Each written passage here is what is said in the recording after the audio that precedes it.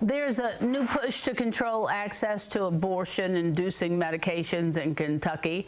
House Bill 646 specifically targets the distribution and use of abortion-inducing medications. Supporters say that the bill is needed to counter aggressive marketing campaigns from out-of-state groups, specifically citing Mayday Health, that reach Kentuckians through mail and digital ads.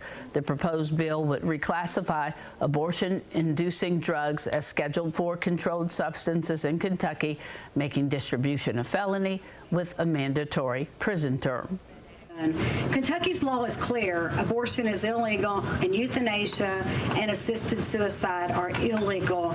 Yet the way death-inducing pharmaceuticals are now marketed, distributed, and trafficked has changed dramatically, and Kentucky's enforcement mechanisms have not kept pace. Medical aid in dying has been legalized. Women with medical reasons for having the pill would be exempt from criminal consequences.